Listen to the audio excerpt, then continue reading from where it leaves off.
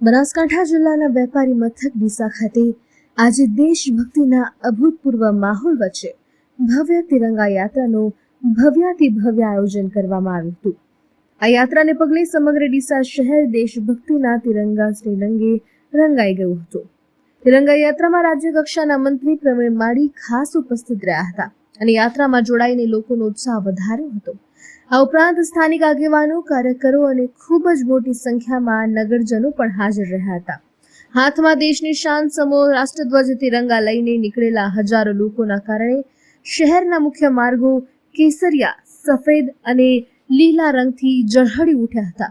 ડીસાના પ્રમુખ જે મુખ્ય માર્ગો છે તેના પરથી પસાર થયેલી આ યાત્રા દરમિયાન ભારત માતા કી જય અને વંદે માતરમના ગગનભેદી નારાઓથી સમગ્ર વાતાવરણ દેશભક્તિમય બની ગયું હતું।